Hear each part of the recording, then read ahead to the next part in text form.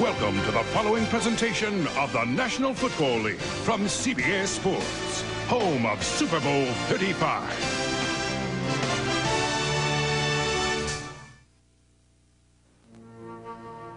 Once upon a time, a little more than a month ago, the New York Giants fumbled and stumbled to their fourth loss of the season, leaving their coach and their players very unhappy. Get off the players' backs.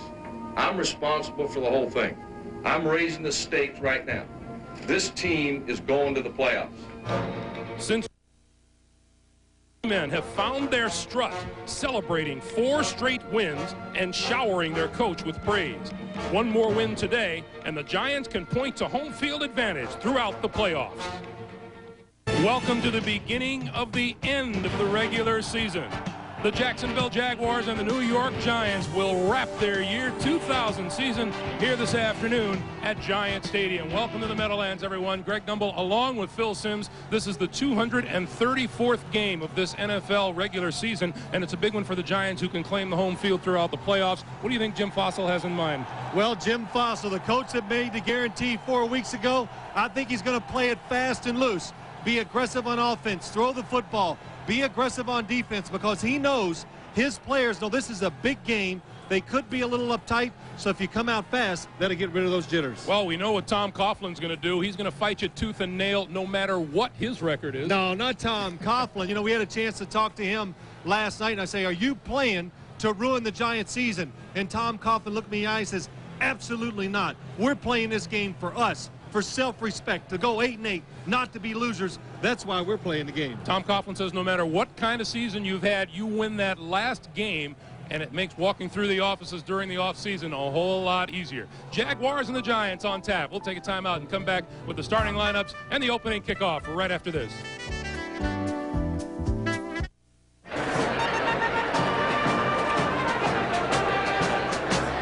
You heard about Benny the Bison? No, what? He never checked out the risk and overall performance of those mutual funds he bought. Well, Benny's no brain surgeon, right? When we created a smarter kind of investment firm, we created a smarter kind of investor with tools like the Schwab Select List, which highlights historically high-performing mutual funds. Visit schwabwelcome.com to order a free copy of the Select List. You don't do your homework, you end up looking ridiculous. Hi, I'm Chris Carter. I'd like to talk to you about a problem that can happen in your city, your community, to someone you love. The inability to tell the difference between a bid price and an ask price, a market order and a limit order. But thanks to programs like web shops, Schwab is making a difference. At Schwab branches across America, they'll teach you all about using the world's leading online broker.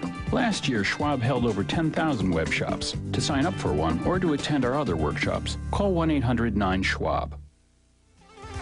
Back at Giant Stadium for the Jaguars and the New York Giants. It is a cold December day here. Temperature right now 23 degrees, and it's a little bit of wind. The forecast is partly cloudy. We have 2 reporters manning the sidelines today, Armin Katsayan and Bonnie Bernstein. Let's go down to Bonnie. Hi, Greg. Well, I'm here with Jags head coach Tom Coughlin. For 3 years, you were on the other side as a receivers coach, including that Super Bowl with the Giants in '91. What emotion does this field bring out in you? It's always great to come back. It's a great stadium, and I have such great memories being here.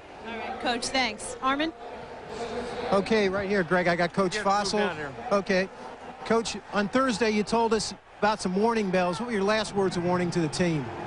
Well, we got to go out and play real good. This is a good football team, and they're going to try to win this game for their record. And we got to go out and play real good today. All right, Coach. A little tight right now, Greg. Back to you. All right, Armin.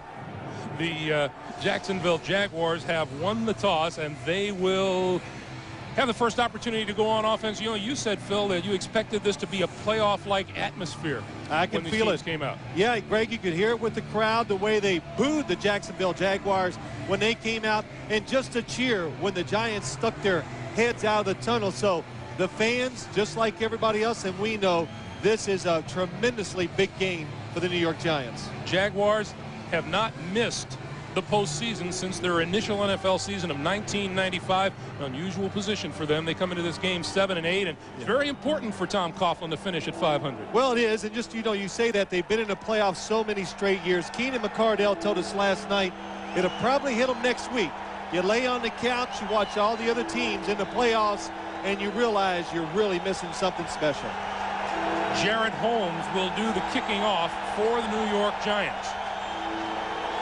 The wind seems like it's picked up a little. I'm sorry, Greg. That's right. That's Alvis Whitted, number 86. And also deep with him is number 43, Jermaine Williams. But Whitted is the speedster.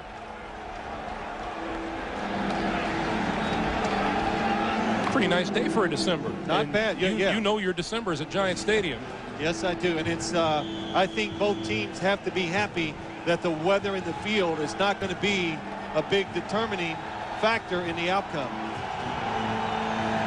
Holmes set to kick it away. And we are underway at Giant Stadium. This is Whitted from the 11. And is brought down at the 25-yard line. Mark Brunell, the Jacksonville quarterback, hasn't been an easy season. 18 touchdowns, 13 interceptions, and he has been sacked 52 times on the season. You see his numbers from the loss last week at Cincinnati in horrid conditions. Horrid conditions, but the offensive line has gotten better as the year's gone along. They had so many injuries, but the big thing is Mark Brunell is healthy, and he is a dangerous quarterback still with his legs and especially with his throwing arm. Powerful Jacksonville offense begins to operate from the 25 and Brunell to throw. That's complete to Keenan McCardell, and McCardell across the 30 to about the 31-yard line. Brought down by Mike Barrow. A look at the offense. Look at the offensive line. Tony Baselli, the left tackle, a Pro Bowler, but Jeff Smith in the middle, the center, he has really come along this year. Fred Taylor, 9 straight 100-yard rushing games, 1,300 yards total on the season in which he's missed 3 games. Keenan McCardell starts despite a swollen knee from earlier this week in practice. He's checking, changing the play, something he would do. Quick drop, Brunell pulls it back down, gets rid of it. Fred Taylor, first down yardage and more, out to about the 40-yard line, and he's brought down, but that'll be a Jacksonville first down. 9-yard pickup on the play, and a look at the Giant defense. A D-line that'll be tested by Taylor today. Strahan, Peter, Hamilton, and Cedric Jones. And as you look at the linebackers, the middle linebacker, Mike Barrow, has been playing terrific the last 3 or 4 games. The secondary has ex-Jaguar Dave Thomas and Jason Sehorn on the corners, Sean Williams, Sam Garnes, the safeties. Defensive coordinator for the Giants, John Fox. His defense has performed magnificently all season long. Brunell to throw again, this side, and that is complete to Alvis Whitted, and he is out of bounds just short of midfield. You know, I was telling you, Greg, Mark Brunell, when healthy, physically has to be one of the top 4 or 5 quarterbacks in the National Football League. He just has a terrific throwing arm, and I asked him last night, would the weather bother you? And he says, the only thing that can bother me when I throw, it has to be really windy. So, rain, the cold, nothing. That doesn't affect him, and we can already see very crisp with his passes so far. 3 offensive plays, all passes, and now the first running play of the day. Fred Taylor takes the pitch. He loses 1 tackle and lost the football. It's loose on the ground, and who covered it? The Giants say they have it. And they do.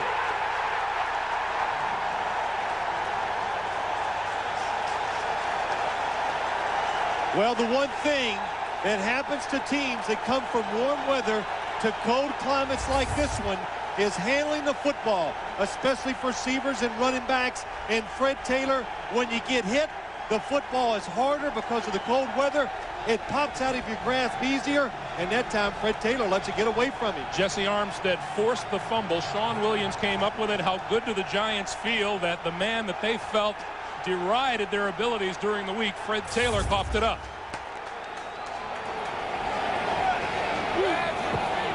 From the Jacksonville 38, Tiki Barber straight ahead. It is an offense run by Kerry Collins. 20 touchdowns, 3,289 yards are both career highs as you look at his numbers in last week's victory over the Dallas Cowboys. Yeah, Greg, not good numbers. He had a little, some articles written. He didn't come up big in Dallas. He says, hey, what I liked about it, and I liked about his answer, he goes, I found a way when I wasn't playing well to still get us to victory. And that's what you got to do. That's what you got to do. You're not always going to be at the top of your game. Collins Under pressure and goes down. All the way back to the Jacksonville 47-yard line, and Ronaldo Wynn was in on the quarterback. Well, you look at the Giant offensive line, underrated all year. Glenn Parker at left guard had surgery 2 weeks ago. He's back in the starting lineup. Tiki Barber, 72 yards short of 1,000 for the season, with Greg Camella in the backfield. Toomer and Hilliard, the wide receivers, and Howard Cross starts at tight end. And Sean Payton, the offensive coordinator and quarterback coach for the New York Giants. Line of scrimmage, the 45. Collins on the quick slant. It's incomplete, intended for Ron Dixon.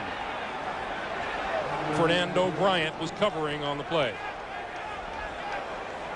And onto the field now comes the punting unit, Brad Maynard. Well, Greg, one thing I saw on third down, the Jacksonville Jaguars only had 3 rushers on Kerry Collins. They had 2 defenders covering Tiki Barber out of the backfield. Reggie Barlow stands at his own 10-yard line.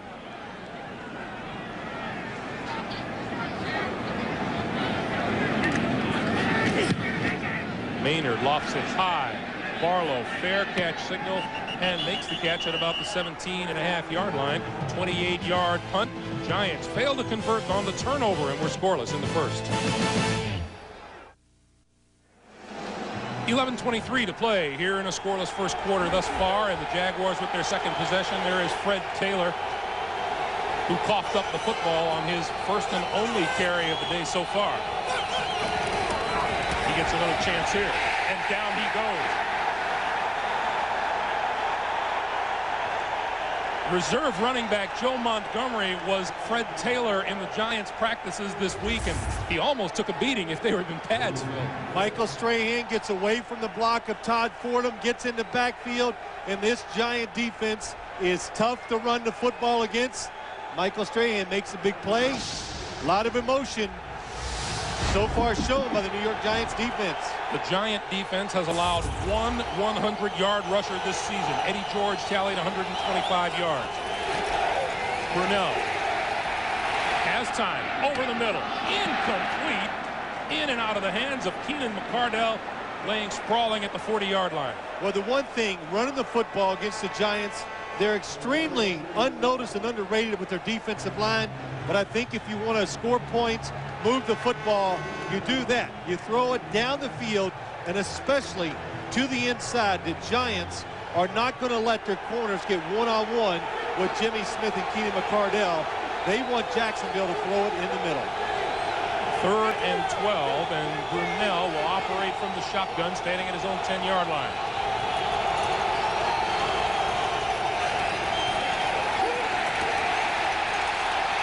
Slides down at the 12-yard line, and again the Giant defense throws the pressure in on Brunell. Well, what a good thing. You know, you're rushing the passer. You always want to get there. That's defensive linemen. They live to sack the quarterback. But that time, just to show you their talent, Mark Brunell steps up in a big open hole. 2 defensive linemen get off their blocks and make the tackle.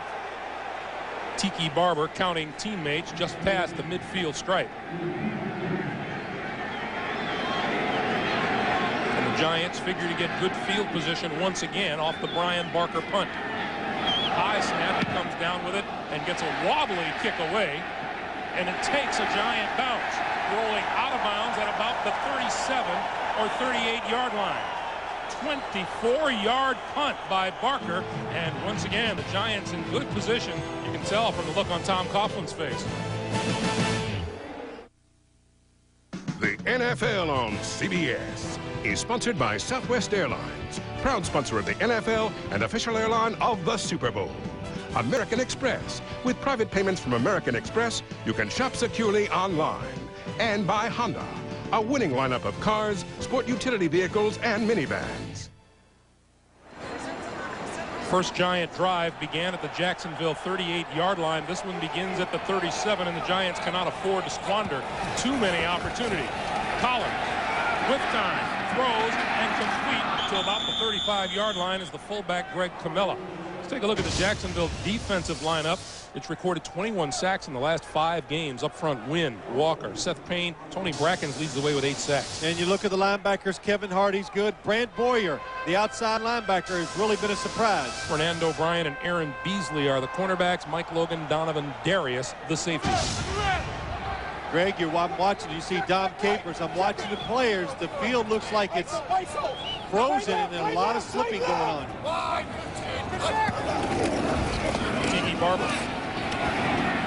can't find much running room. May have picked up a couple on the play. Gary Walker there to make the stop. Now the one thing, Jacksonville has a new defense they run. 4 down linemen, only 2 linebackers. They bring in Mike Logan, a safety, bring him up, and it's really done a good job for Dom Capers in Jacksonville. Makes it hard for other teams to find out where everybody is so they can block them, and it's confused the Giants the first couple run plays. Logan has come to the sideline as the Giants line up 3rd and 6 at the Jacksonville 33. Here comes the blitz. Collins under the gun and goes down again. Aaron Beasley, number 21, led the charge. Joel Schmengi closed the deal. Well, when you play the Jaguars, you're going to look for blitzes. They're always going to come from the right side. 2 defenders come in the same gap. The Giants cannot pick it up, and you can practice against all these blitzes all week, but when you get on the field, they look different. They come faster, and the Giants have not reacted well to it. Second sack of the day of Kerry Collins, and Barlow again at his own 10-yard line, awaiting a Brad Maynard punt.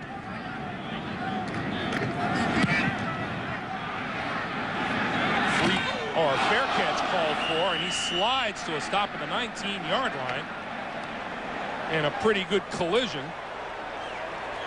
Jason Kraft, his own man, was in on the collision right there, and that's who ran him over. Timeout here, 8:25 to play in the first. UCLA and Freddie Mitchell look to light it up against Wisconsin and their offensive weapon Michael Bennett in the Sun Bowl. A wild shootout, Friday on CBS. The NFL Today checks in with the Steelers and the Jets coach Al Grove, Sunday on CBS. Greg Gumbel, Phil Simms, Armin Kate, and Bonnie Bernstein back at Giant Stadium, and you look at some negative numbers all told for the New York Giants, and the Jaguars not much better with just 8 total yards on offense. On first down for Jacksonville, Taylor. And Taylor shakes one tackle, can't shake the rest. It is not going to be an easy day for Fred Taylor. Meanwhile, we were telling you about, and you just saw the pictures of Reggie Barlow on that last punt from Brad Maynard. Take a look and listen. Who said ooh? I don't know. Probably you, Greg. Probably me. It's right. Oh, boy, when you see it from that angle, from the sideline, you realize just how fast it happens and how hard these guys can hit. Kyle Brady flanked way out to the bottom of your screen. Brunell rolling, looking, throwing on the run. McCardell is out there and has it. Out of bounds at about the 47 or 48-yard line of the New York Giants. A 33-yard pickup. Well, Greg, that's going to be brought back. It's a screen play. There's a penalty flag on the field. And when the screen play doesn't open up, the linemen, the offensive linemen, are going on timing. They count 1,001, 1,002, then they take off. Dick Hantak is our referee today. Ineligible player, number 63 offense, downfield prior to the pass, 5-yard penalty, repeat the down, 3rd down. The rookie Brad Meester, the left guard, downfield. Yeah, I was looking to see if any lineman went down the field when I saw that the screen play wasn't going to work. Brad Meester was past the 1st down marker, so he was expecting that ball to be thrown a lot quicker than it was. So instead of a big gain into Giant territory, Brunell looks at a 2nd and 15. Taylor. Again, not much running room, and again, it's pretty evident Fred Taylor, of course, he's been a marked man most of the season anyway. This really shouldn't be much different. Well, he has been. Of course, what he said about the Giants defense this week, they're taking a lot of pleasure in stopping him, but Tony Baselli needs to get in the huddle and give that speech. Fred Taylor was telling us last night, Tony Baselli, the left tackle, gets in there and goes, let's get 100 for Fred. And he says he usually does it right at the start of the game to get everybody fired up and start running that football. Fred Taylor has 4 carries for a minus 11 yards right now. Brunell over the middle. Jimmy Smith separated from the football by Sean Williams.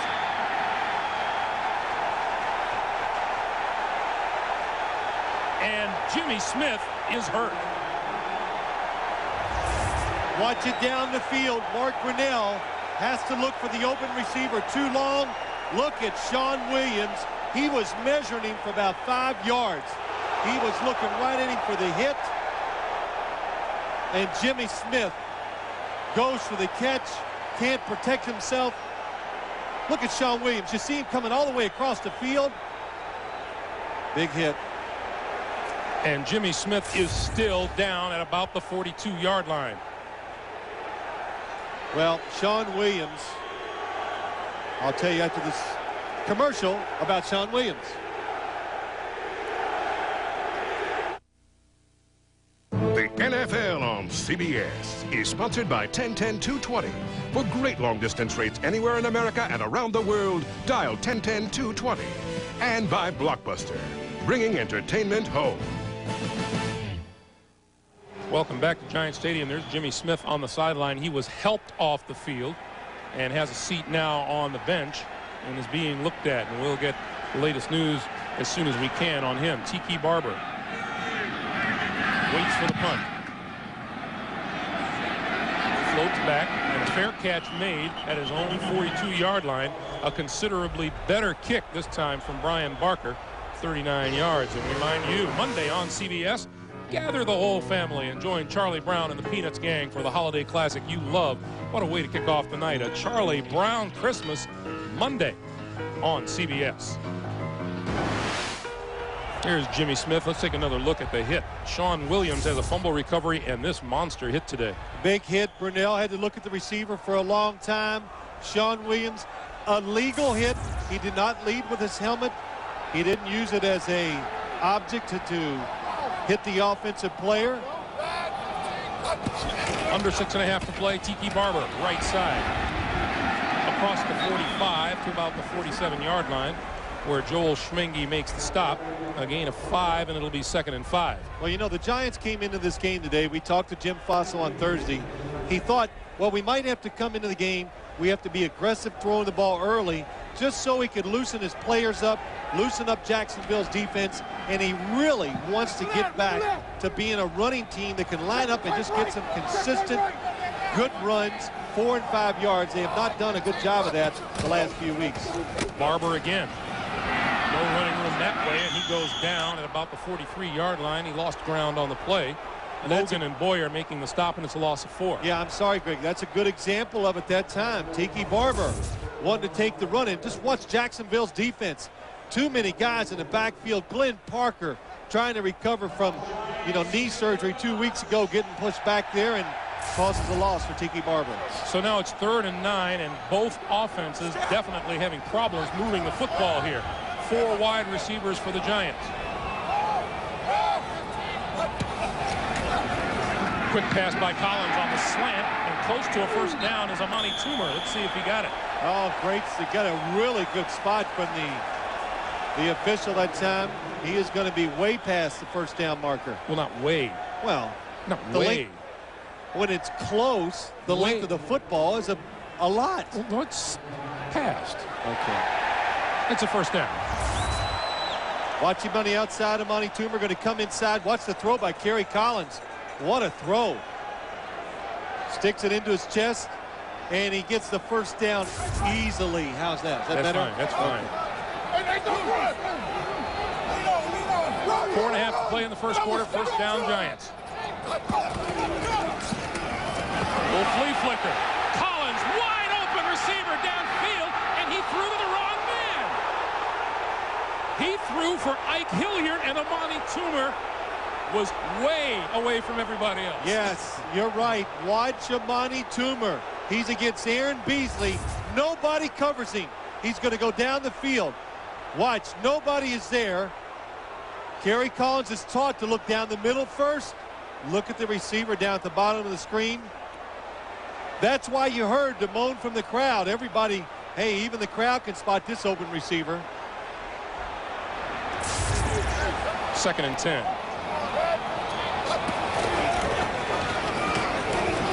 Straight ahead is Tiki Barber. And let's go down to Bonnie Bernstein. Bonnie. Well, Greg, right now the Jaguars are saying Jimmy Smith had his bell rung and he's questionable to return, but they're not calling it a full-out concussion. Mike Riley, the Jags trainer, has been talking to him, doing the customary concussions test, but they have not diagnosed it officially with a concussion. All right, Bonnie.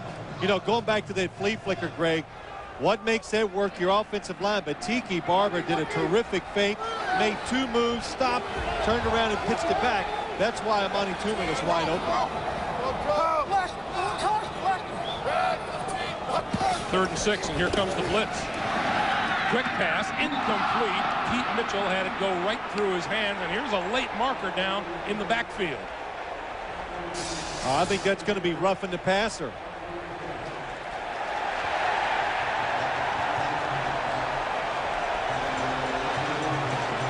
Tom Coughlin wants to know for what. Div Kantak is probably going to tell him in a second. You know, I'm just going to guess. It didn't look like a late hit. Personal foul. Defense roughing the passer. Number 21, 15 yards. First down. Aaron Beasley. Top of the screen, you're going to see Aaron Beasley. I think it's going to be a blow to the head. Let's see if it is. No, it's not. And Tom Coughlin. Well, Tom, I got to agree with you. That was a pretty tough call. You know what made it look bad? Kerry Collins was backing up, trying to get away from the blitz. He just gets pushed or hit a little. It's going to make him fall backwards, yes. So the line of scrimmage now the 28-yard line. First down. Collins throws it away. Dick Kantak going to look and see if he was outside the tackles when he got rid of that football. Look at the Jacksonville sideline. They want a penalty on Collins. And we're going to have a conference. Well, I tell you what, we are going to have a conference, and you can see, you think 7 and 8, that Jacksonville is just going to come up here and lay down for the Giants. Well, we all knew they wouldn't, especially when Tom Coughlin's in charge. No intentional grounding. A player was trying to get into the air.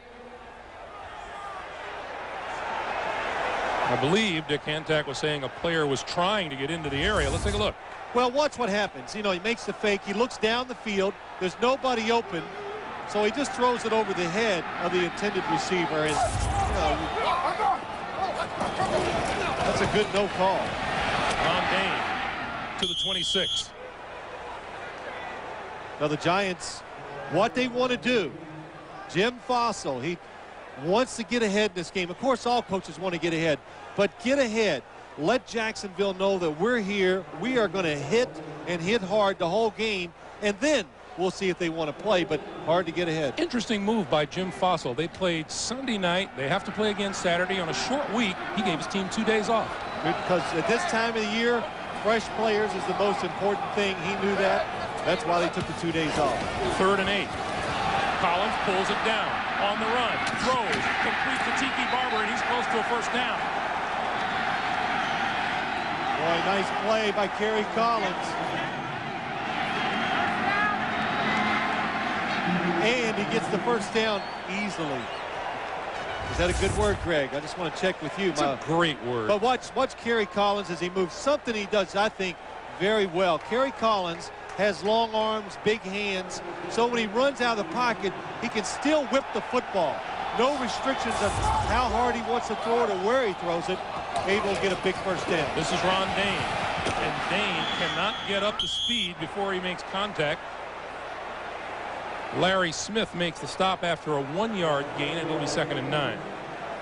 You know, that's it. We talked about the Giants wanting to get that running game going, and I think they really specifically mean Ron Dane. They just haven't been able to get enough separation between defenders and him to let him make that first move and run hard and pick up some tough yards. Dane to the sideline.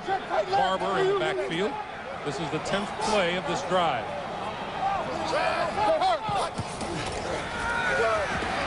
Collins with time, throwing. It is complete down to about the 1-yard line to Amani Toomer. I tell you what, that's a good job by Monty Toomer. Kerry Collins sees him coming open. He's going to go down, fake to the outside, then turn it up. I think Kerry Collins' arm got hit. The ball wobbles, and what an adjustment on the run by Amani Toomer. Here comes the ball wobbling, and Amani Toomer turning back this way. And that's a first and goal. Dane and Camella in the backfield. Here's Dane, right side, bounces, and lost yardage on the play. You know, one of the Fernando Bryant, the defensive back for the Jaguars, number 25, he told us yesterday, he goes, Amani Toomer has really good control of his body when he gets down the field. And that last play, the play before, really illustrated stopping, turning, making the catch, and falling, everything that he had to do to get the completion. Jim Fossil says he wants his offense to dictate what happens in this game. This is an important set of downs. Second and goal. Tiki Barber. Dip to the outside. Touchdown.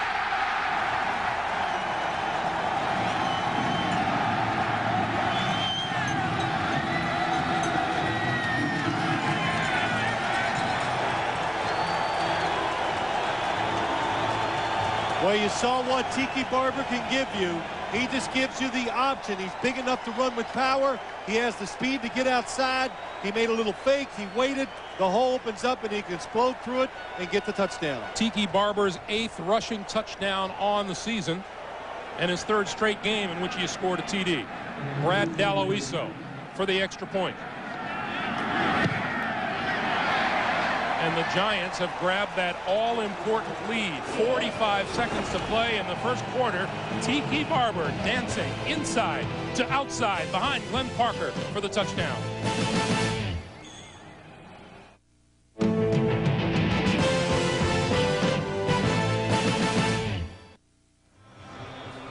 Tiki Barber caps a 58-yard, 12-play drive with a 3-yard touchdown run, and the Giants are up 7-0, and we're in the final minute of the first quarter. Roughing the passer gave the Giants 3 more plays. That's what happens. You give an offense 3 more plays, hey, chances of scoring go way up. That roughing the passer call came on a 3rd and 6, too. Ball finally tracked down by Alvis Whitted. Whitted to the 20, shakes a tackler, and now is brought down at about the 25 or 26-yard line. 13-yard return, and let's go back to the touchdown. Let's watch the blocking. 34, Greg Camilla. Watch Glenn Parker, the old guy, gets outside. Look at Tiki Barber, stays right with him. He gets in the way just enough to allow Tiki Barber to go in and score. But the big thing is the patience of the running back, waiting. Man, that's hard to do down there. Your first instincts are, let me just go to the goal line real quick and get a yard or two. He waited. That allowed him to score the touchdown. We have a Jaguar down on the field, and now just getting off is Eric Olson, the rookie out of Colorado State. Well, 3 times the Giants had tremendous field position. They finally took advantage of it, and, you know, they're getting half their wish. They got on top. I just want to be clear about this. Did you call Glenn Parker the old guy? Sure. That's an honor. It's an honor to be old or be called one in the NFL. That means you survived and played well enough to get there.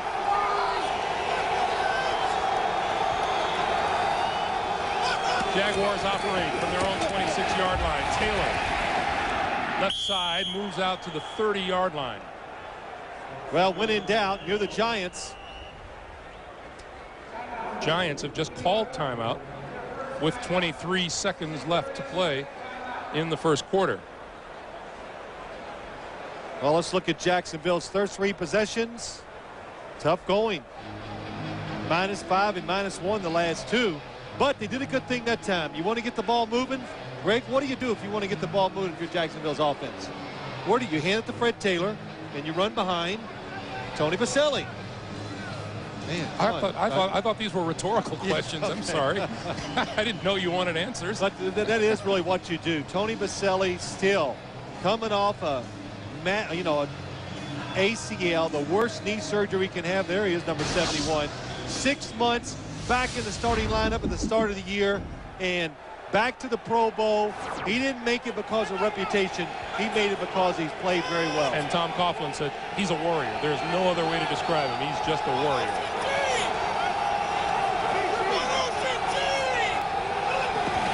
2nd and 6. Taylor again. And Taylor squeezes through the left side for about 4 yards out to the 34-yard line. Pick up a 4, and it'll be 3rd and 2, and a little scuffling going down around the 30, 32-yard line between the two sides. And Tony Baselli right in the middle of it.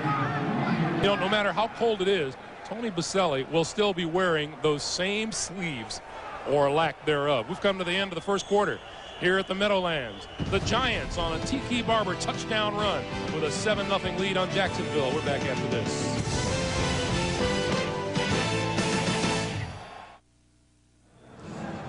So Armin Katayan back at Giant Stadium. Jim Fossil told us on Thursday he really doesn't make much of a habit of putting any newspaper clippings up in the locker room for extra incentive.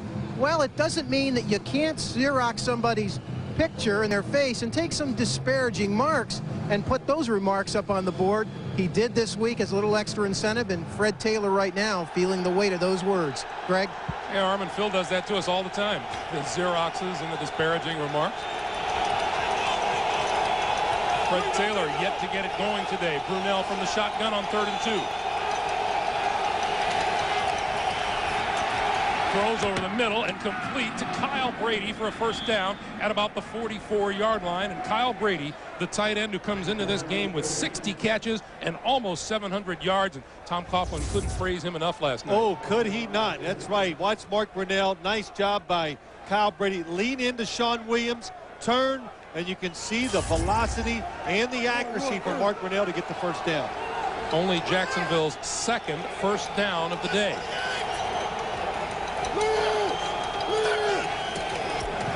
Brunell to throw again. Throws to the far sideline and overthrows everybody. It's incomplete. Damon Shelton, his intended receiver. And if you're having trouble figuring it all out, get complete playoff coverage of the playoff picture at NFL.com. 2nd and 10. You know, go back to Kyle Brady. Greg, I almost forgot your name. Isn't it terrible? I'm going to start wearing that ID bracelet. I could have called you a lot of things, but I decided to go with Greg. But Kyle Brady has really got involved in the passing offense this year, and that's what Tom Coughlin's got him so excited about it. Whistle blows. Movement up front by Jacksonville. But, you know, to go back, when Jacksonville signed Kyle Brady. Low start. Offense, number 68. Brendan Stye, the guilty party. Still 2nd down. You know, a lot of people thought, well, you overpaid for him. He's a tight end that's a little one-dimensional, can't move that well down the field to be part of your passing game. Well, that has not been the case. He's been very good at blocking, of course, at the line of scrimmage because he's huge. He's about 6'6", 270, but he's being productive down the field, catching the football and able to run with it once he catches it. 2nd and 15 now for Brunell. You can hear the checkoff. Play clock down to 3. Brunell gonna loft it. It is incomplete. Pass intended for Alvis Whitted, and it'll be 3rd down.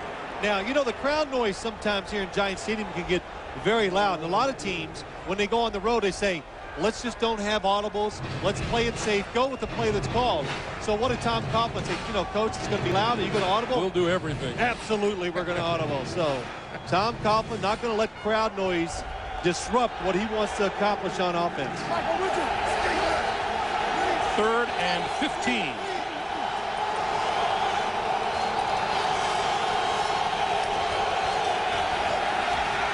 Brunell over the middle, has his man, and that's enough for a first down to McCardell, who gets an even bigger role in this offense now with Jimmy Smith's sideline. Well, what they're doing, Jacksonville, really gives you a lot of looks. Look at the 3 receivers out here. You're going to see one come under, Kyle Brady there, and look at the hole behind it. Just a really good design against a zone defense. One guy runs through, another one hooks it up, makes the player spread out. It'd be the Coughlin dance along the sideline. First down. Into New York Giants territory.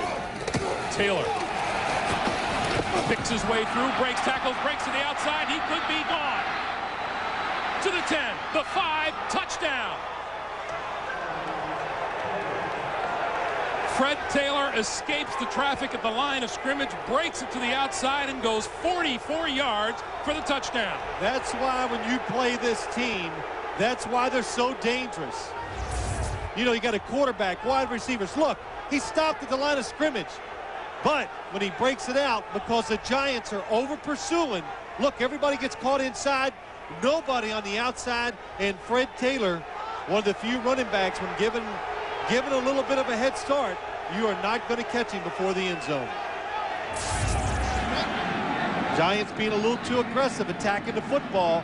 Nobody on the outside in case he bounced it out. His 10th rushing touchdown in the last 6 games. Mike Hollis with the extra point, and it is good. 13:23 to play in the first half, and Fred Taylor lights it up for 44 yards in a 7-7 tie. That 44-yard touchdown run by Fred Taylor, the longest run allowed by the New York Giants this year. We're tied at 7. Dixon and Washington deep. This is Ron Dixon, and he can motor. To 20, 25, and stood up at about the 26 and 27-yard line. Danny Clark in on the tackle after an 18-yard return. And coming up on the NASDAQ.com halftime report, Jim Nantz, Mike Ditka, Craig James with the latest NFL news and information, and a conversation with Baltimore Ravens head coach Brian Billick as his Ravens get ready to face the Jets tomorrow in a game with major playoff implications. That's all coming up on the NASDAQ.com halftime report. You know, Greg, and as I watched Fred Taylor score that long run, on Thursday when we talked to Jim Foss, I said, now what about Jacksonville's offense? He goes, they got everything. Wide receivers, tight end, running back, quarterback. They're loaded. Left tackle, dominant offensive lineman. Amani Toomer in motion. Collins throws out here, incomplete. A little bit low. Greg Camella couldn't come up with it. Let's go down to Bonnie. Well, guys, Jim Fossil may have used Fred Taylor's comments as bulletin board material, but Tom Coughlin interpreted it a different way. He said, Freddie may be brutally honest, but he really felt like the New York writers were challenging whether he could work up against the Giants defense. He said he's a young kid. He's very humble. He rarely puts his foot in his mouth. He just happened to this time. Thanks, Bonnie. He was very humble and said, you know, his words were twisted a little bit and taken a little bit out of context as you see Fernando Bryant, who had an ankle injury last week against Cincinnati, being helped off the field. You know, to finish up Bonnie's point is, I've talked to Fred Taylor many times. He is a humble man. He's a terrific player, of course, and you know, you got to learn in this league. He talked, he said some things. He was trying to be complimentary of the Giant defense, and then it started going. And, you know, you just learn that as a young player. You got to measure your words. You got to be careful because the media, you know, they're taking every word down that you say, and it's easy to make that mistake. 2nd and 10. I want to ask you about that. We get a chance. Collins gives Tiki Barber, and Barber to about the 28-yard line. I want to ask you, as a player, did you really give much credence to seeing something that some other player might have said about your team? Oh, well, when it was about you, it really hurts sometimes, Greg. But you know what it does? I say this to people. When the game comes on, it doesn't do anything. You know, game day takes care of itself. But during the week, players can have a little fun with it, a little motivation. And if that motivation makes you pay attention in a meeting a little more, or it makes you practice 2 plays harder, then it's accomplished something for your team. So there is somewhat of a benefit to statements like that being said sometimes. 3rd and long. Collins stands in, throws over the middle. Toomer to midfield, and it's a first down for the Giants.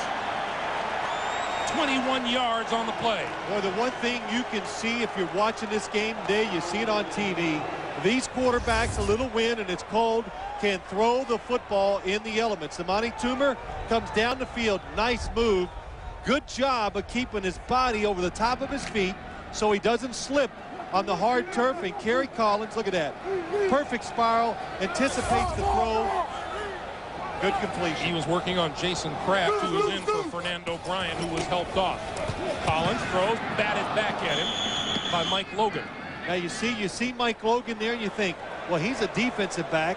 That must be a blitz. Well, not necessarily, because this Jacksonville defense, they like to play 5 defensive backs. And, you know, again, talking to the coaches for Jacksonville, Mike Logan has really been a good surprise for the team. Gets in, jumps up, times it perfectly, knocks down the pass.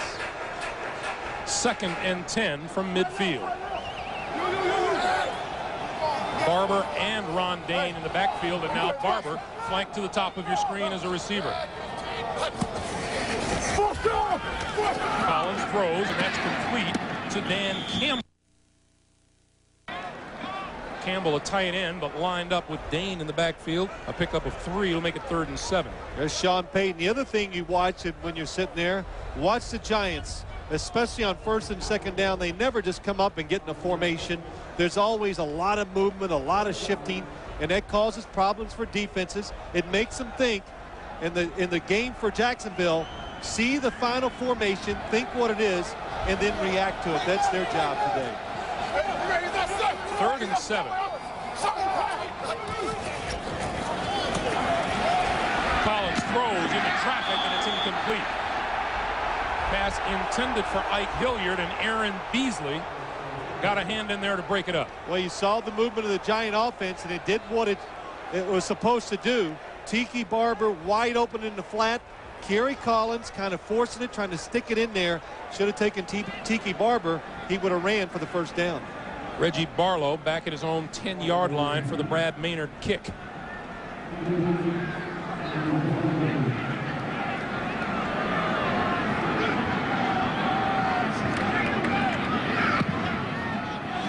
End over end, bounces at the 30, takes a giant bounce, and this is going to roll down to about the 13-yard line.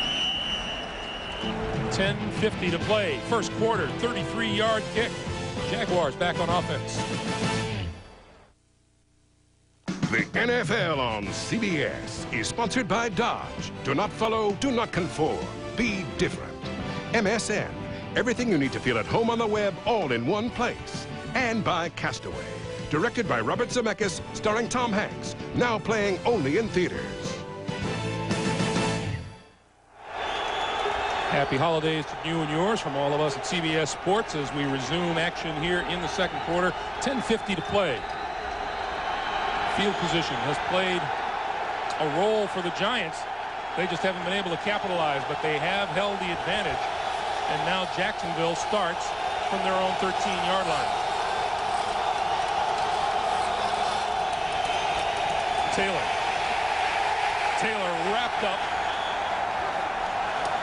and lost a yard on the play. It'll be 2nd and 11. Michael Barrow, number 58, comes in, makes the tackle. Here he comes. He diagnoses the play, gets up inside, beats the block by Boselli, and makes the tackle. And he gets a little emotion going. Keep the crowd noisy when Jacksonville has the football. That's what you want to do if you're a Giant defensive player. Brunell, quick drop, quick throw. Brady is there across the 20 to about the 21-yard line, and Sam Garnes with the stop, and that was pinpoint accuracy by Brunell. Yeah, it is. 2 things. When you got a strong arm quarterback and you got a tight end that big, you can stick them in some tight spots because Kyle Brady can lean against the defender, and again, with that size, it makes them hard for him to come around. And, you know, one other thing, they signed Kyle Brady to a huge contract a couple years ago. Well, now that contract looks like a bargain as far as NFL contracts go. A big 3rd and 2 for Brunell. Steps up over the middle, incomplete at the 30-yard line. Keenan McCardell, the intended receiver. You know, no one has more respect for this Giant defense than Tom Coughlin, who says they play defense so well they could be in our division with the Tennessees and the Baltimores and the Pittsburgh Steelers. He's right. They've really, and too, Greg, the last 4 weeks, I think they've played their best defense of the year. You know, they're pretty simple. They don't confuse things. They got good players. They just let them play. Hard to score, hard to move the ball down 80 yards and score touchdowns in this Giant defense. Barker, low line drive kick. Tiki Barber from his 27. 35-40. Huge block, and he's out of bounds at the 50-yard line. Jack Golden lost a helmet on the play. Administered a hit that sent a Jaguars helmet rolling, and we have a marker down.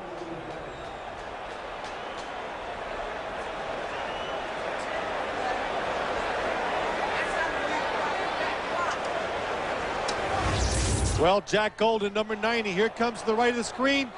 Oh, what a hit. You could see it coming for about 20 yards as he's running down the football field. The hit was on Edward Thomas, a first-year linebacker.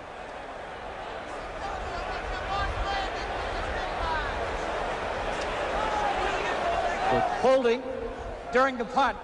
Receiving team number 46 will penalize from the spot of possession. It'll be first down. So that big return by Tiki Barber will be nullified. It'll be moved back deep into New York Giants territory, and we'll take a timeout.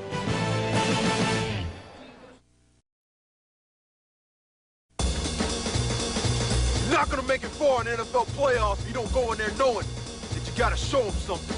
I want you to get together. The NFL Today checks in with the Steelers and the Jets Hotel Grove, Sunday on CBS. Tonight on CBS, he's a police chief who's on a mission to stop crime, but his most recent murder case could be part of something much bigger. Craig T. Nelson stars in The District. That's tonight on CBS. Fernando Bryant back on the field and at cornerback for the Jaguars as the Giants, now with their worst field position of the day, lost 32 yards on that penalty, start from their own 18-yard line. Barber, left side, tries to break it outside and make something out of it across the 20 to about the 22-yard line. Run out of bounds by Tony Brackens and Renee Stewart. There is Tiki, the all-purpose television guy. Yeah, television, that's right. Does the local sports up here in New York during the offseason, and I think he plans on doing it again this year. Brother Rondé plays cornerback for the Tampa Bay Buccaneers. Now Ron Dane into the lineup on 2nd and 5. Dane. You know, Ron Dane, you hear a smattering of boos around the stadium, but Ron Dane had a chance to get up some measure of speed and find his stride back at Wisconsin. He hasn't been able to do that here in the NFL. No, yeah, you can just see when you watch the game, you can just tell the difference. When Tiki Barber comes in, the options are almost unlimited. With Ron Dane, it's almost got to be between the tackles. Doesn't have the speed to take it outside. If he does, they run him down too quick. 3rd and 4. Outside, Toomer complete and out of bounds for the first down. Out to the 32-yard line. Ball was already in the air when Toomer turned and found the ball right there.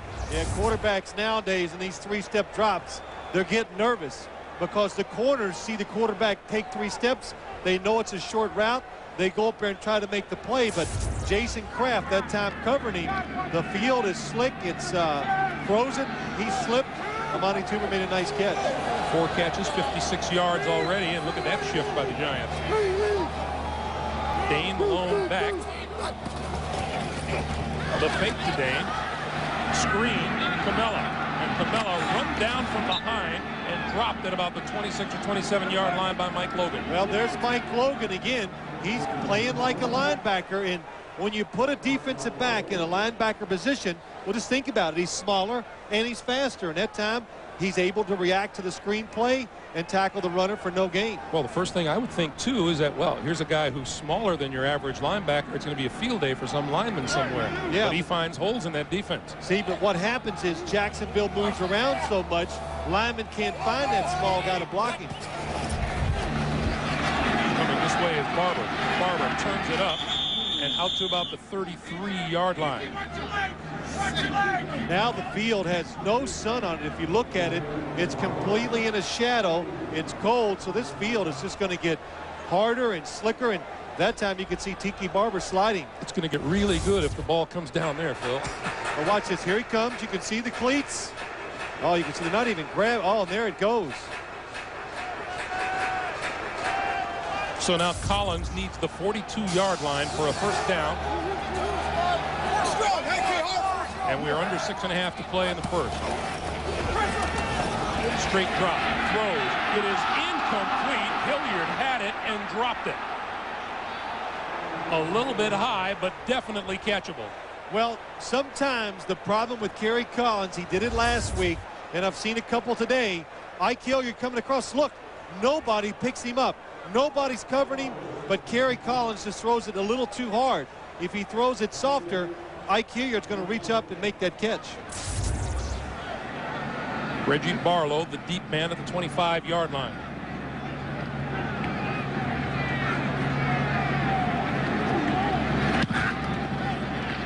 Maynard gets this one up high. Barlow grabs it and is dropped. Line of scrimmage will be about the 33-yard line after a 34-yard punt. And we'll take a break and come back to Giant Stadium after this. The NFL on CBS is sponsored by Heineken. It's all about the beer. Heineken. And by America's Air Force. No one comes close. 6:10 to play in the first half, and Jacksonville's Jaguars enjoying their best field position of the day. They'll begin from their own 33-yard line. Talking with Mark Brunell about this Giant defense. Dave Thomas was a teammate, and he says sometimes he'll take more chances than Jason Sehorn, and therefore he sees more opportunities against him. Brunell looks in that direction and throws and completes the pass just across the 40-yard line to Keenan McCardell. Well, that's a good look of two old teammates going against each other. Watch Dave Thomas at the top of your screen. Sees the route, sees the receiver break down, tries to get through him, but a good job of McCardell staying in front, doesn't let Dave Thomas come around and knock the pass down. Thomas, the ex-Jaguar, 9-yard pickup, 2nd and 1. That catch, by the way, the 86th of the season and a new career high for McCardell.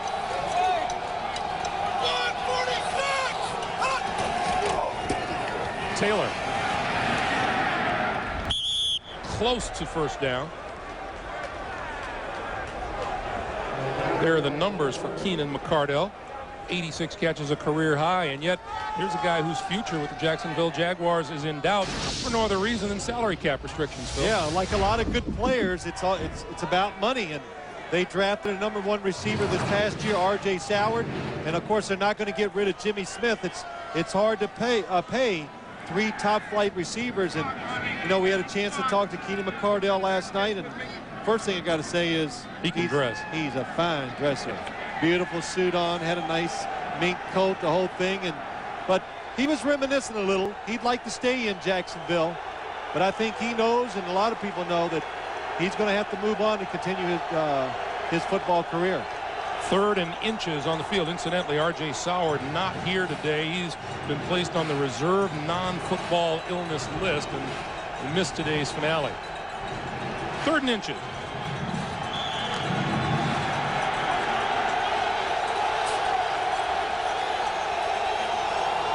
Fred Taylor, Damon Shelton behind Brunell.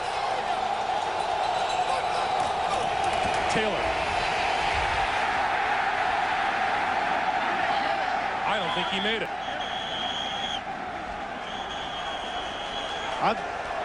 I think he's way short.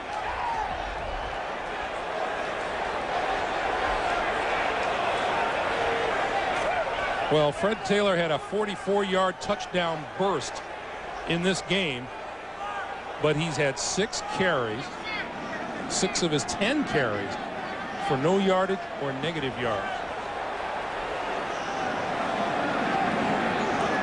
Well, this is going to be short. I think Tom Coughlin, he wants a measurement just to see if it's a foot. Maybe he goes for it. Nope, Brian Barker, the punter, coming onto the field. Yeah, this is the right call. He has a little wind behind his back right now. 4 minutes and 51 seconds to go in the first half. He has 3 timeouts. He knows he's going to see the football one more time. So Barker will kick it away, and Brian Barker is deep. Or rather, Barker will kick it away, Tiki Barber is deep.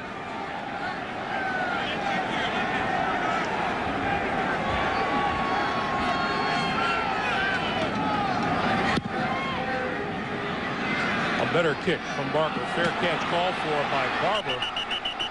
And no one within 15 yards when he made the catch after a 46-yard punt. Jim Fossil, boy, he had all the attention in New York City a month ago when he made his guarantee that the New York Giants were going to make the playoffs And what have the Giants done since? They've only gone 4-0 and outscored the opposition by, 50 points, Phil. You know, Greg, we always talk about players have learned how to play in the NFL. I do it all the time. Well, you know, same goes for coaches. You got to learn how to conduct yourself to get the most out of your football team. And I think when I watch Jim Fossil now, the difference when I see these past few weeks to when he first took over the job, he's just sterner, he's in charge, and the players respect that, and they've responded very well to him. First down from the 11-yard line. Collins to throw. Barber out of the backfield, dodging the tackler across the 15 to the 17-yard line. Kevin Hardy coming up to make the stop after a 5-yard gain. It will be 2nd and 5. Well, Tiki Barber, he can run the football inside, outside, and the big thing that he brings to an offense, besides that speed, he can catch the football. And the Jaguars very cognizant of Tiki Barber. When it's 3rd down, they're double covering him sometimes because they're saying you're going to beat us with somebody else besides number 21.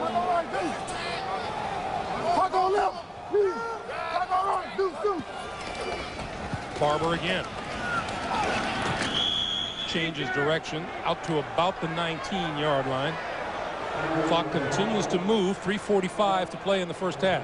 You know, I think it's just hard for either offensive line to get firm footing, to get enough traction to move the defensive lineman out of the way to give the running backs room to run in. I think that's one of the big problems that we've seen here in the first half.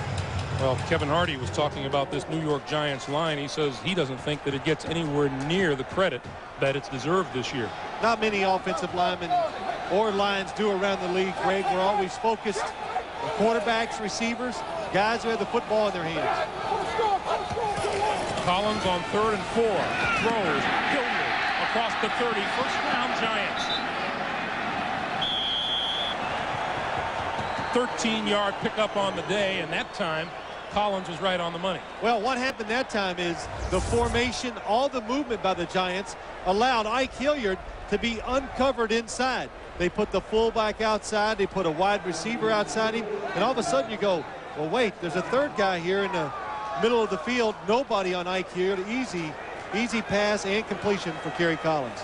A much needed first down by the Giants out to their own 32-yard line as we come up on 2.5 to play in the first half. Collins, plenty of time. Camella, the 45, midfield, and into Jacksonville territory to the 46-yard line. 22 yards on the play and another first down. Well, that was a good job of not being greedy as a quarterback. Kerry Collins, he's going to look down the middle of the field. Here comes Greg Camella across, but look, the linebackers, defensive lineman, Larry Smith, a defensive lineman, drops back in coverage. Kerry Collins does a good job of finding the running back. That play takes us up to the 2-minute warning. 2 minutes to play here in the first half. It's a 7-7 tie. We'll be right back. The holidays are jammed. Kansas collides with Ohio State, or Joe Forte leads North Carolina against Jason Capono and UCLA. Next on CBS.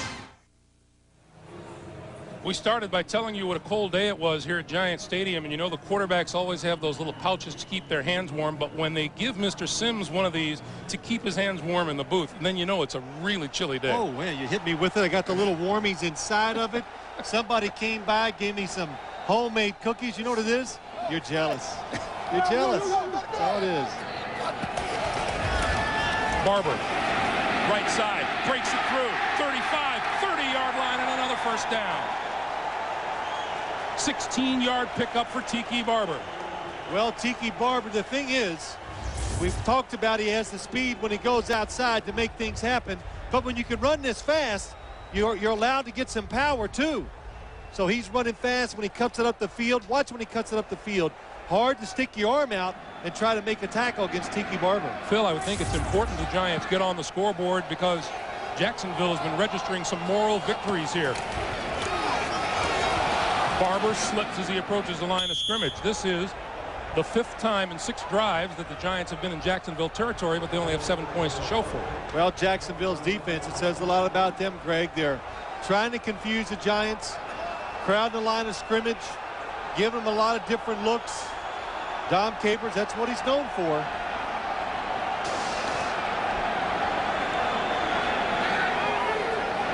Second and 8. The Giants need to reach the 20-yard line for a first down. That's Hilliard in motion. Collins rolling, throws it away. Mike Logan again in on the play, and what an active ball player he has been today. Well, we said it earlier. Tom Coughlin said one of the bright spots about this team, we didn't quit when we had a bad start of the season. Here comes Mike Logan, and the other one was that he has come in at the defensive backfield position, now at the linebacker position when they bring the extra guy in, and has been so productive. It makes him feel good about next season. You said you'd seen this once before in Arizona. Arizona, when Fritz Sherman was a defensive coordinator, he only used 2 linebackers, 5 defensive backs all the time, and it was really tough to recognize things as an offense. Over the middle, almost intercepted by Renee Stewart, who saw the ball come to him, had a hand on it, and all he can do is smile about it. Well, it's a blitz. It confuses the quarterback. The Giants don't pick it up, and when you don't recognize things on defense, what happens is it causes turnovers. Kerry Collins has to throw the football before he's ready and almost throws the interception. And now on 4th and 8, the Giants are going to take a timeout and talk about the situation. And while we have a moment, we'll remind you, coming up on the NASDAQ.com halftime report, Jim Nantz, Mike Ditka, Craig James with all the latest NFL news and information, and a conversation with Baltimore head coach Brian Billick as the Ravens get ready to face the Jets tomorrow in a game with some really major playoff implications. Coming up on the NASDAQ.com halftime report. Now, Jim Fossil called a timeout, wants to think about this situation. I believe they'll go for it. The wind is into the Giants' face. It would be a 45-yard field goal try. The footing can't be great. The field is hard. The footballs, when it's cold, they're much harder. They don't have the give to them. Ball doesn't travel as well. So he's going to go for it. Brad Dalowiso stays on the sideline. You know, numerous times we've been at Giant practices this year, we have marveled at how Brad Dalowiso can throw the football. Yeah, he can throw it very well. Now, if I was a quarterback in this situation, it would be an easy time to draw the defense off sides. From the shotgun, here comes the blitz. Pass over the middle, that's complete. It's not going to be enough for the first down. To the 25-yard line is Ike Hilliard, and he is brought to a stop, and Tom Coughlin's Jaguars hold. Now, that was just a nice defensive call. This team loves the blitz, so they bring more people than the Giants can pick up. Kerry Collins, watch, look at all the blitzers coming. Hardy, here he comes. Defensive, Logan again on the blitz. Quarterback gets rid of it. The receivers don't even have time to go downfield and get a first down. Did you see who was in on that tackle? Tony Bracken's dropping off the defensive line. See, Tom Coughlin, he's going to go in at halftime and get a rest. He has been moving and excited this first half. And he was excited about coming back here and coaching and being in Giant Stadium again. Oh, he said it's a very special place. Tradition and the Mara family mean everything to him. 4 wide receivers for Brunell. 31 seconds on the clock. Jacksonville with all 3 of their timeouts. Brunell throws out here to Brady. Brady dropped it. I think Kyle was just too wide open. Too wide open, and he had too much time to think about it. Well, Mark Brunell, the Jaguars were trying to make a big play down the field. And you could, boy, it never fails. When the receivers dropped the football, he started looking for where he was going to run before he caught it. That's why it's on the ground. 2nd and 10, 24 seconds to play.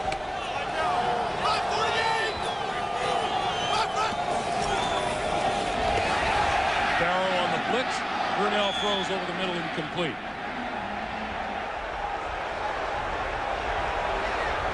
Mike Barrow was coming around the right side, and he was coming hard.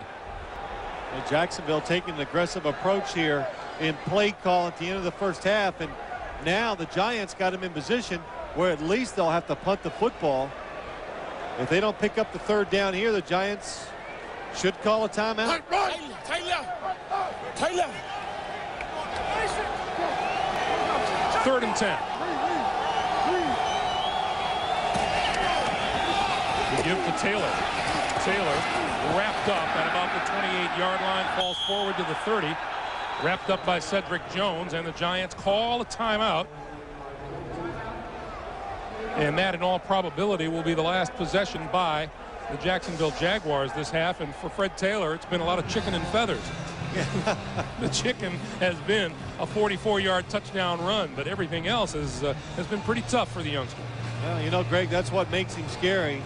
It's almost, I'm not putting him on the same page as Barry Sanders, but I've seen many games where Barry Sanders goes 20 carries and gets like 40 yards, and all of a sudden, next play, it's a 70-yard touchdown. And Fred Taylor is one of those backs that every time he touches it, it could be a touchdown. So now the focus shifts to Tiki Barber, who will receive this punt back at about his own 20-yard line. And the pressure will be on Brian Barker to get off a good one. Giants are out of timeouts.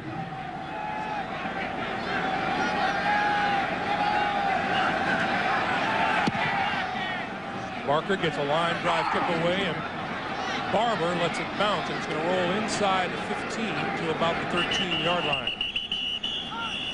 So we have come to the end of a very competitive first half, and the Jacksonville Jaguars, seeing as how they have been on the short end of field position most of the day, probably feel very good about going into the locker room with a 7-7 tie. Well, I think they have to. The one thing, there's a flag on the field. The one thing about Jacksonville, they weathered the early storm, Greg, like you said, and they've come out.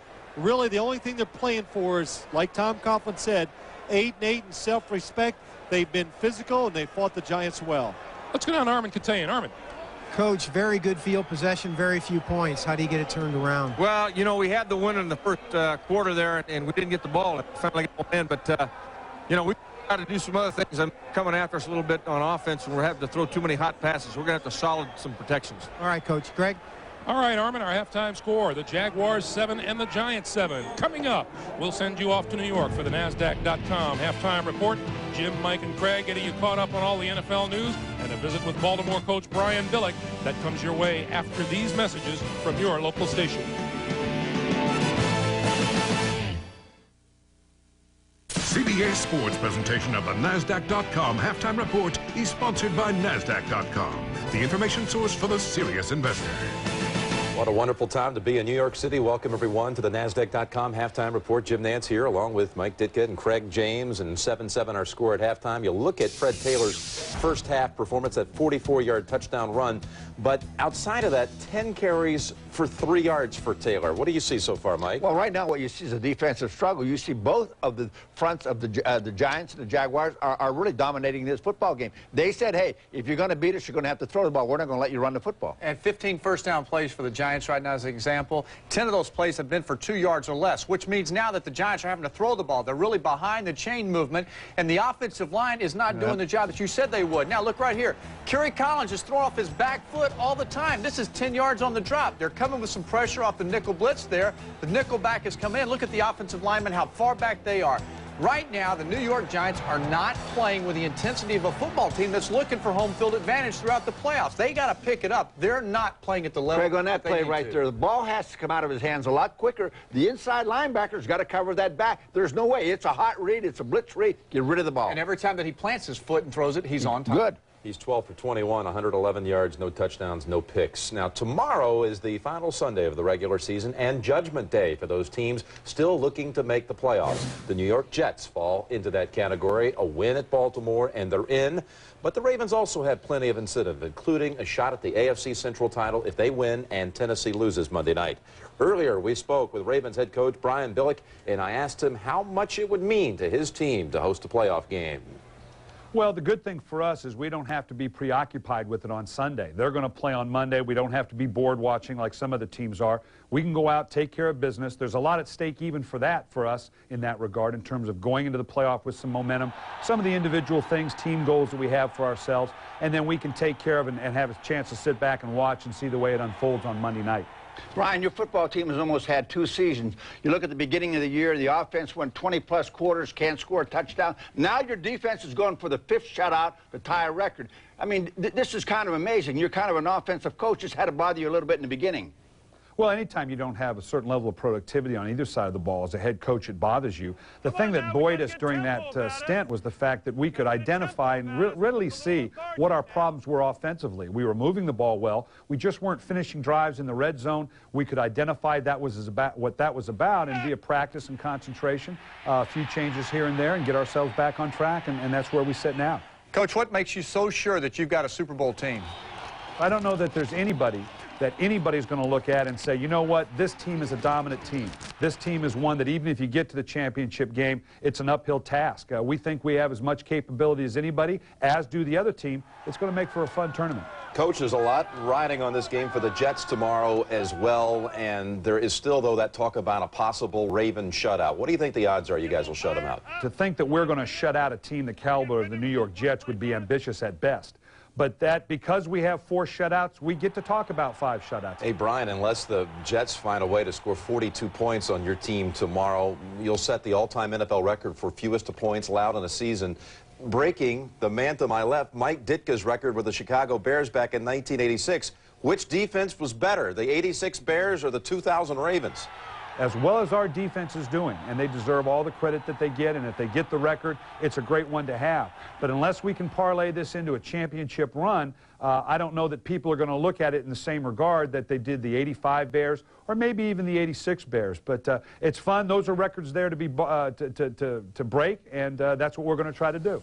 Ryan Billick, what a year. Hard to dispute, perhaps Coach of the Year. Tomorrow, single-header action on CBS, and most of the nation will see that huge Jets-Baltimore game in that 1 o'clock window. Others will see Miami trying to get into the playoffs if they can win at New England. Late, some of you will see Pittsburgh against San Diego. It all begins at noon Eastern with our final regular season edition of the NFL Today. We're going to sort out the complete playoff picture. Plus, Leslie Visser will sit down with Jets head coach Al Groh as he gets set for the Ravens game. And if you thought Tony Saragusa sounds funny in his off-the-field comments, wait till you hear the goose get cooking during a game.